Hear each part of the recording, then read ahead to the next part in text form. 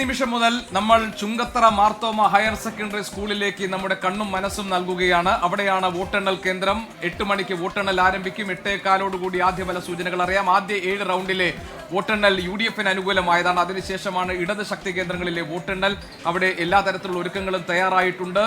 Service വോട്ടുകളും അതോടൊപ്പം തന്നെ service വോട്ടുകളാണ് ആദ്യം എണ്ണിത്തുടങ്ങുക. തൊട്ട് പിന്നാലെ തന്നെ EVM മെഷീനുകൾ 14 ടേബിളുകളിലായിട്ടുള്ള EVM മെഷീനുകളിലെ വോട്ടുകൾ എണ്ണിത്തുടങ്ങും. ആദ്യത്തെ 7 റൗണ്ട് UDFന് അനുകൂലമാണെങ്കിൽ അതിനുശേഷമായിരിക്കും ഇടത് ശക്തി കേന്ദ്രങ്ങളിലെ വോട്ടെണ്ണൽ വരിക.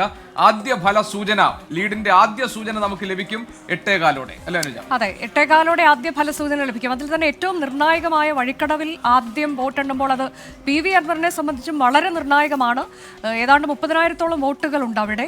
വന്യമൃഗശല്യം എന്നൊക്കെയുള്ളത് പ്രധാനപ്പെട്ട വിഷയമായി മാറുന്ന പഞ്ചായത്താണ്. അപ്പോൾ ഈ വഴിക്കടവ് എന്നുള്ളത് ഒരുപക്ഷെ എല്ലാ മുന്നണികളും ആകാംക്ഷയോടെ നോക്കിയിരിക്കുന്ന ഒരു പഞ്ചായത്ത്. അവിടുത്തെ വോട്ടെണ്ണലാണ് ആദ്യം നടക്കാൻ പോകുന്നത്. പിന്നീട് അത് മറ്റ് പഞ്ചായത്തുകളിലേക്ക് പോകുന്നു. മൂത്തേടം, എടക്കര, പോത്തുകല്ല്, ചുങ്കത്തറ, പിന്നീട് നിലമ്പൂർ മുനിസിപ്പാലിറ്റി, കരുളായി, അമരമ്പലം. ആ തരത്തിലേക്കാണ് അതിൻ്റെ ഒരു പ്രാധാന്യം. അങ്ങനെയാണ് പോകുന്നത്. അപ്പോൾ LDFനും UDFനും ഒപ്പം PV അൻവറിനും ഏറെ പ്രാധാന്യമുള്ള തെരഞ്ഞെടുപ്പ്. അതിൻ്റെ ഫലസൂചനകൾ 8:15 തന്നെ കൃത്യം പ്രേക്ഷകർക്ക് അറിയാൻ കഴിയും. ആധികാരികമായ വിവരങ്ങൾ ഏറ്റവും ആദ്യം 24-ലൂടെ പ്രേക്ഷകർക്ക് ലഭിക്കുകയും ചെയ്യും. ഓരോ പഞ്ചായത്തിന്റെയും മുനിസിപ്പാലിറ്റിയുടെയും ഒക്കെ വിവരങ്ങൾ അതാത് സമയങ്ങളിൽ പ്രേക്ഷകരിലേക്ക് എത്തിക്കാൻ ഞങ്ങളുടെ റിപ്പോർട്ടിംഗ് ടീം സജ്ജമായി നിൽക്കുന്നു. നമുക്ക് ആദ്യം പോകാനുള്ളത് ചുങ്കത്തറ ഹയർ സെക്കൻഡറി സ്കൂളിൽ. അവിടുത്തെ മീഡിയ റൂമിൽ നിന്ന് ബിപിൻ സി വിജയൻ നമ്മളോടൊപ്പം ചേരുന്നുണ്ട്. ഒപ്പം തന്നെ ദീപക് ധർമ്മടം, നിതിൻ അംബുജൻ എന്നിവർ പിന്നാലെ റിപ്പോർട്ടുകളുമായി നമ്മളോടൊപ്പം ഉണ്ടാകും. ആദ്യം ബിപിനിലേക്ക് പോകാം. ബിപിൻ, രാവിലെ 8 മണിക്കാണല്ലോ വോട്ടെണ്ണൽ ആരംഭിക്കുക. അവിടെ ക്രമീകരണങ്ങളൊക്കെ പൂർത്തിയായി കഴിഞ്ഞല്ലോ. എല്ലാ മുന്നണികളും ഒരുപോലെ പ്രതീക്ഷയിലാണ്. PV അൻവർ എത്ര വോട്ട് പിടിക്കും എന്നതിനെ ആശ്രയിച്ചാണ് ജയപരാജയങ്ങൾ എന്ന വിലയിരുത്തലുകളുണ്ട്. എന്താണ് നിലവിൽ അവിടെ നിന്ന് നൽകാവുന്ന ആദ്യ വിവരങ്ങൾ? ആദ്യ ഫല സൂചന നമുക്ക് എപ്പോൾ ലഭിക്കും? മറ്റ് വിവരങ്ങൾ എന്തൊക്കെയാണ് വിപിൻ?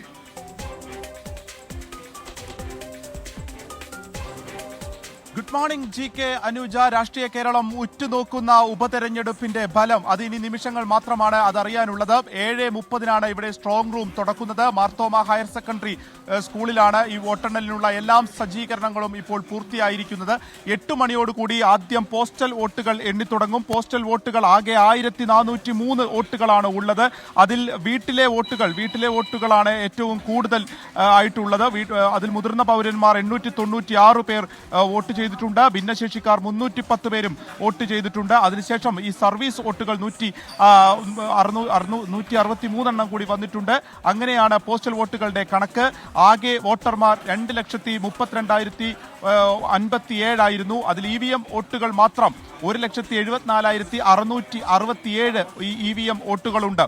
ആകെ പോളിംഗ് ശതമാനം 75.87 ഉയർന്ന ഒരു ഉപതെരഞ്ഞെടുപ്പാണ്. അതുകൊണ്ട് തന്നെ ഈ 1,74,000-ഓളം ആളുകൾ എങ്ങനെ ചിന്തിച്ചു എന്നുള്ളത് അല്പസമയത്തിനകം തന്നെ നമുക്ക് അറിയാൻ സാധിക്കും. വഴിക്കടവ് പഞ്ചായത്താണ് ആദ്യം എണ്ണുന്നത്. 1 മുതൽ 46 ബൂത്തുകളാണ് ആദ്യം എണ്ണുന്നത്. അത്രയും ബൂത്തുകൾ ആദ്യം എണ്ണുമ്പോൾ തന്നെ ഒരു ട്രെൻഡ് എന്താണ് എന്നുള്ളത് നമുക്ക് വ്യക്തമാകും. ഈ 46 എണ്ണം കഴിഞ്ഞതിന് ശേഷമാണ് വഴിക്കടവ് പഞ്ചായത്ത് അവസാനിക്കുന്നു. പിന്നീട് മൂത്തേടം പഞ്ചായത്തിലേക്ക് കടക്കുകയും ചെയ്യുന്നത്. ഏറ്റവും കൂടുതൽ ബൂത്തുകളുള്ളതും വഴിക്കടവ് പഞ്ചായത്തിലാണ്. UDFും ഒപ്പം തന്നെ PV അൻവറും ഒരുപോലെ പ്രതീക്ഷ അർപ്പിക്കുന്നതും ഒപ്പം കഴിഞ്ഞ തവണ 35 വോട്ടുകളുടെ ഒരു ഭൂരിപക്ഷം LDFനാണ് വഴിക്കടവ് പഞ്ചായത്ത് നൽകിയത്. അതുകൊണ്ട് തന്നെ അത് നിലനിർത്താൻ സാധിക്കുമെന്ന് LDFും കരുതുന്ന ഒരു പഞ്ചായത്താണ്. ഏകദേശം ഒരു 3000 വോട്ടുകളുടെ ഭൂരിപക്ഷം വഴിക്കടവ് പഞ്ചായത്തിൽ നിന്ന് പ്രതീക്ഷിക്കുന്നു എന്നുള്ളതാണ് UDFനെ സംബന്ധിച്ചുള്ള പ്രധാനപ്പെട്ട കാര്യം. ഒപ്പം അതേ കാര്യം തന്നെ PV അൻവർ, അവിടെ 7000 വോട്ടുകളുടെ ഒരു ഭൂരിപക്ഷം PV അൻവർ പ്രതീക്ഷിക്കുന്നു. കഴിഞ്ഞ തവണത്തെ ഒരു രാഷ്ട്രീയ അന്തരീക്ഷമല്ല. കാരണം LDFന്റെ വോട്ടുകൾ എന്ന് മാത്രം നമുക്ക് പറയാൻ കഴിയില്ല. കാരണം LDFും അന്ന് PV അൻവർ ഒരുമിച്ചായിരുന്നു. ഇപ്പോൾ അത് രണ്ടും രണ്ടായി തന്നെ മത്സരിക്കുമ്പോൾ എങ്ങനെയായിരിക്കും വഴിക്കടവ് ചിന്തിക്കുക എന്നുള്ളത് വളരെ പ്രധാനപ്പെട്ട ഒരു കാര്യമാണ്. ഏറ്റവും വലിയ ഒരു പഞ്ചായത്ത് തന്നെയാണ് വഴിക്കടവ്. അതിനുശേഷം മൂത്തേടത്തേക്ക് കടക്കുന്നു. പിന്നീട് എടക്കര, പോത്തുകൽ, ചുങ്കത്തറ, നിലമ്പൂർ, കരുളായി, അമരമ്പലം, ഇങ്ങനെയാണ് 263 ബൂത്തുകളാണ് എണ്ണുന്നത്. ബൂത്ത് വൈസ് ആയിരിക്കും ഇവിടെ എണ്ണുക. ഒപ്പം ഇവിടെ സുരക്ഷ ഒരുക്കുന്നതിനായി 900-ഓളം പോലീസുകാരുണ്ട്. CISF ജവാന്മാർ ഉൾപ്പെടെയുള്ളവർ ഇവിടെ ഇതിനോടകം തന്നെ ഒരുങ്ങിക്കഴിഞ്ഞു. ഉദ്യോഗസ്ഥരൊക്കെ ഇങ്ങോട്ടേക്ക് വന്നുകൊണ്ടിരിക്കുന്നു. മാർത്തോമ കോളേജ് ഹയർ സെക്കൻഡറി സ്കൂളിലേക്ക് വന്നുകൊണ്ടിരിക്കുന്നു. ആ ദൃശ്യങ്ങളാണ് നമ്മൾ കാണുന്നത്. 7:30 കൂടിയാണ് സ്ട്രോങ് റൂം തുറക്കുകയും 8 മണിയോടുകൂടി എണ്ണും. 8:10 10-നാണ് EVM മിഷനുകളിലെ വോട്ടുകൾ എണ്ണിത്തുടങ്ങുക. ആ സമയം മുതൽ തന്നെ ഏറ്റവും പ്രധാനപ്പെട്ട പോസ്റ്റൽ വോട്ടുകൾ എണ്ണുമ്പോൾ തന്നെ ഏറ്റവും പ്രധാനപ്പെട്ട ആദ്യ ഫലസൂചനകൾ വന്നു തുടങ്ങും. കഴിഞ്ഞ തവണ പോസ്റ്റൽ വോട്ടുകൾ എണ്ണിയപ്പോൾ അന്നത്തെ UDF സ്ഥാനാർത്ഥിയായിരുന്ന VV പ്രകാശിന് 93 വോട്ടിന്റെ ഒരു ഭൂരിപക്ഷം അപ്പോൾ ആ സമയത്ത് ഒരു ലീഡ് ഉണ്ടായിരുന്നു. ഇപ്രാവശ്യം പോസ്റ്റൽ വോട്ടുകൾ എങ്ങനെയാണ് എന്നുള്ളത് ആദ്യത്തെ നിമിഷങ്ങൾക്കുള്ളിൽ തന്നെ നമുക്ക് അറിയാൻ സാധിക്കുമെന്നുള്ളതാണ് നിലവിലെ ഒരു സാഹചര്യം. അങ്ങനെ എല്ലാ ഒരുക്കങ്ങളും പൂർത്തിയായി കാത്തിരിക്കുകയാണ്. പ്രതീക്ഷിച്ചതിനും അപ്പുറമുള്ള ഒരു വോട്ടിംഗ് ശതമാനത്തിലേക്ക് എത്തി എന്നുള്ളതാണ് എല്ലാ മുന്നണികളെ സംബന്ധിച്ചും. അത് ഒരേ സമയം പ്രതീക്ഷയും ആശങ്കയുമാണ്. എന്താണ് അതൊരു ട്രെൻഡ് സെക്ടറാണ് എന്നുള്ളത് UDF പറയുമ്പോൾ ഭരണത്തിന് അനുകൂലമായി മാറും എന്നുള്ളത് LDFും പറയുന്നു എന്നുള്ളതാണ്. ഓരോ പഞ്ചായത്തും പല വിവാദങ്ങൾ നമുക്കറിയാവുന്ന പോലെ തന്നെ പല വിവാദങ്ങൾ വന്നുപോയി. പക്ഷേ അപ്പോഴും ഇവിടുത്തെ അടിസ്ഥാന പ്രശ്നങ്ങളിൽ എത്രത്തോളം ശ്രദ്ധയൂന്നി ആ വിഷയങ്ങളിൽ എന്താണ് ജനത്തിന് പറയാനുള്ളത് എന്നുള്ളത് കൂടിയാണ് ഈ ഒരു ഉപതെരഞ്ഞെടുപ്പിന്റെ ഫലത്തിൽ ഏറ്റവും പ്രധാനമായ കാര്യം.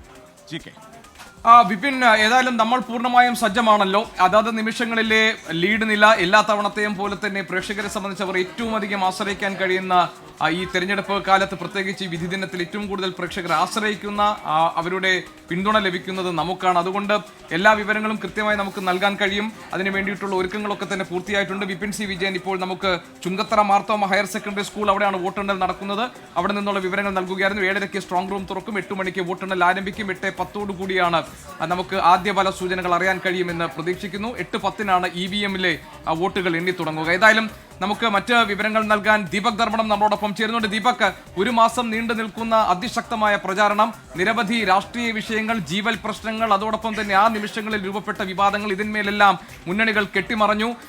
ഏത് വിവാദം ആരെയൊക്കെ സ്വാധീനിക്കും, PV അൻവറിന്റെ നിലപാട് ആരെ സ്വാധീനിക്കും, PV അൻവർ എത്ര വോട്ടുകൾ പിടിക്കും എന്നൊക്കെയുള്ള കണക്കുകൂട്ടലുകളിലായിരുന്നു ഈ മണിക്കൂറുകളിൽ എല്ലാ മുന്നണികളും.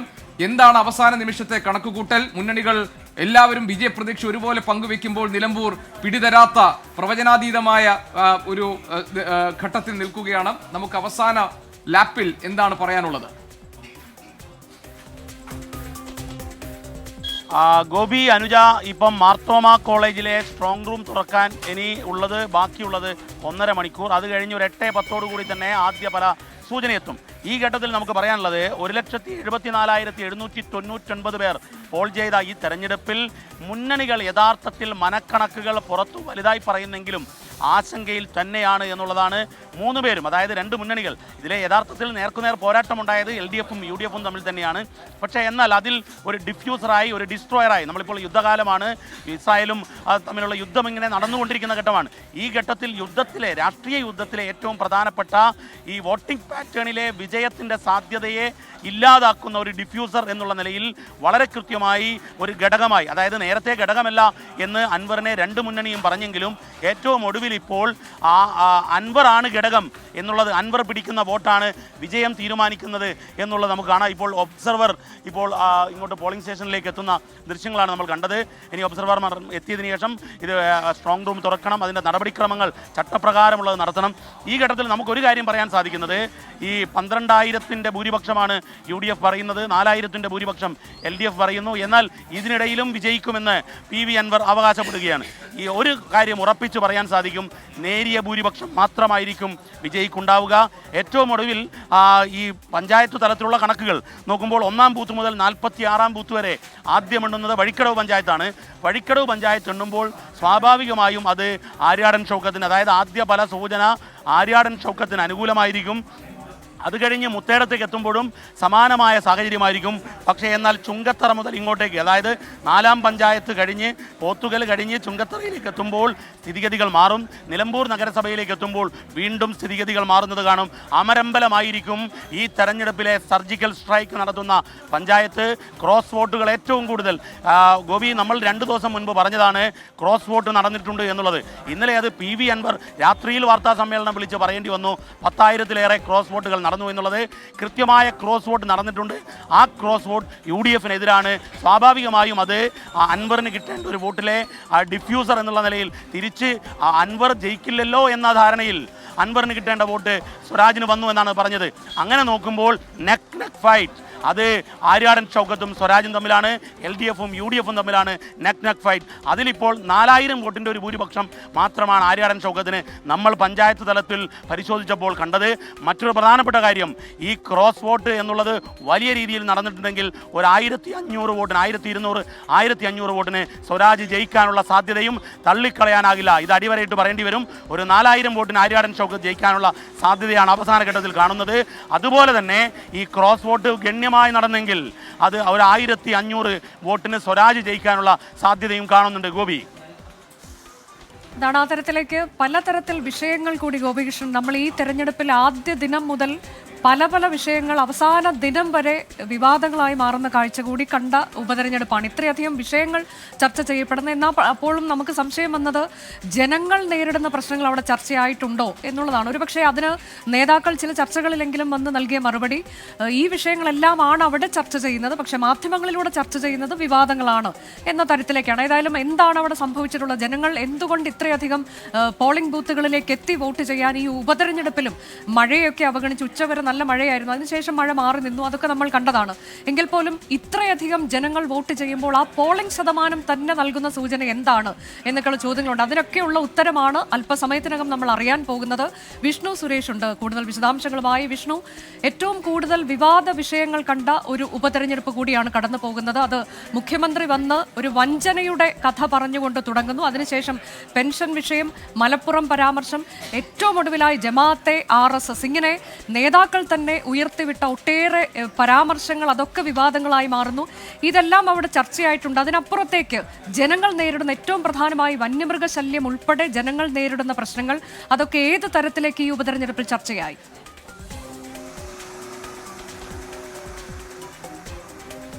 Anuja, good morning. അൻവറിന്റെ രാജി മുതൽ കൊട്ടിക്കലാശത്തിന്റെ തലേ ദിവസം വരെ നിലമ്പൂരിൽ വിവാദങ്ങൾ പുകയുകയായിരുന്നു. അതോ സ്ഥാനാർത്ഥി നിർണയം മുതൽ അക്കാര്യങ്ങൾ വ്യക്തമായിരുന്നു.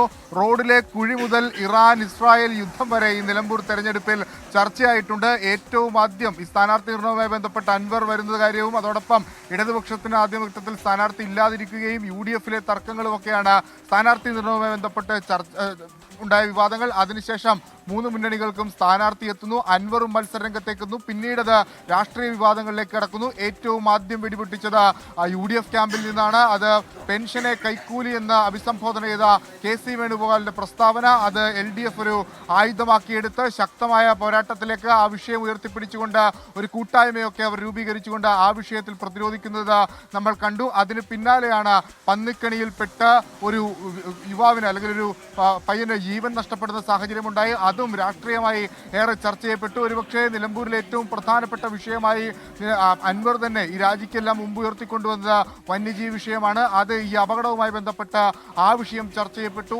ഏറ്റവും ഒടുവിൽ ജമാഅത്തെ ഇസ്ലാമിയുമായി ബന്ധപ്പെട്ട് UDF കൈകോർക്കുന്ന കാഴ്ച നമ്മൾ കണ്ടു. ജമാഅത്തെ ഇസ്ലാമിക്ക് ഒരു ക്ലീൻ ചീട്ട് നൽകുന്നത്, VD സതീശൻ നേരിട്ട് വന്നൊരു ക്ലീൻ ചീട്ട് നൽകുന്നത് കണ്ടു. പിന്നീട് ഗോവിന്ദൻ മാഷിന്റെ ഒരു വിവാദമായ പ്രസ്താവന, RSSുമായി സഹകരിച്ചിട്ടുണ്ടെന്നുള്ള പ്രസ്താവന വരുന്നു. അങ്ങനെ രാഷ്ട്രീയമായി ഒരുപാട് കാര്യങ്ങൾ വിവാദ ചർച്ചകൾക്ക് നിലമ്പൂർ സാക്ഷിയായിട്ടുണ്ട്. അതെല്ലാം എങ്ങനെ വോട്ടർമാരിലേക്ക് എത്തി എന്നുള്ളതാണ് ഏറ്റവും പ്രധാനപ്പെട്ട കാര്യം. ഈ തെരഞ്ഞെടുപ്പ് പ്രഖ്യാപിച്ച ഘട്ടത്തിൽ ഉയർന്നൊരു പ്രധാനപ്പെട്ട ആക്ഷേപം ഇതൊരു അടിച്ചേൽപ്പിച്ച തെരഞ്ഞെടുപ്പെന്നാണ്. നമ്മൾ ഈ പോളിംഗ് ദിനത്തിൽ ഈ വോട്ടിംഗ് ബൂത്തുകളിലേക്ക് എത്തി വോട്ടർമാരുടെ പ്രതികരണം എടുക്കുമ്പോൾ അവർ പറയുന്നത് അങ്ങനെയൊന്നുമില്ല, ഞങ്ങൾ ഈ തെരഞ്ഞെടുപ്പിനോട് പൂർണ്ണമായി സഹകരിക്കുന്നു എന്നാണ്. കഴിഞ്ഞ ലോക്സഭാ തെരഞ്ഞെടുപ്പിൽ നിലമ്പൂരിൽ 64% പോളിംഗ് ആണ് നടന്നിരുന്നത്. ആദ്യഘട്ടത്തിൽ ഒരുപക്ഷെ നമ്മൾ അതിൽ കുറവ്, ഈ ഉപതെരഞ്ഞെടുപ്പിൽ ജനങ്ങൾക്കുണ്ടാകുന്ന വിയോജിപ്പുമായി ബന്ധപ്പെട്ട് അതിൽ കുറവ് പോളിംഗ് രേഖപ്പെടുത്തുമെന്ന് പ്രതീക്ഷിച്ചെങ്കിൽ അങ്ങനെയല്ല, ഒരു 75% പോളിംഗ് എത്തിയിരിക്കുന്നു. അതുകൊണ്ട് നിലമ്പൂർ ജനത ഏതാണ്ടൊക്കെ ചില കാര്യങ്ങൾ മനസ്സിൽ കരുതിക്കൂട്ടിയിട്ടുണ്ട്. അത് ഒരുപക്ഷെ ഈ രാഷ്ട്രീയമായ ചർച്ചകൾക്കപ്പുറത്ത് അവരുടെ പ്രാദേശികമായ വിഷയങ്ങൾ കൂടി പ്രാദേശിക തലത്തിൽ ചർച്ച ചെയ്യപ്പെട്ട ഒരു പശ്ചാത്തലത്തിലായിരിക്കാം അത്രയേറെ ആളുകൾ ഈ പോളിംഗ് സ്റ്റേഷനിലേക്ക് എത്തി വോട്ട് രേഖപ്പെടുത്തിയെന്നാണ് മനസ്സിലാക്കുക. അത് ആർക്കെല്ലാം ഗുണകരമായി, വിവാദങ്ങളാണോ അതല്ലെങ്കിൽ മണ്ഡലത്തിലെ വിഷയങ്ങളാണോ ചർച്ച ചെയ്യപ്പെട്ടത്, അത് ആർക്കെല്ലാം ഗുണകരമായി എന്നുള്ളത് നമുക്കൊരു 8:15 അറിയാൻ പറ്റും.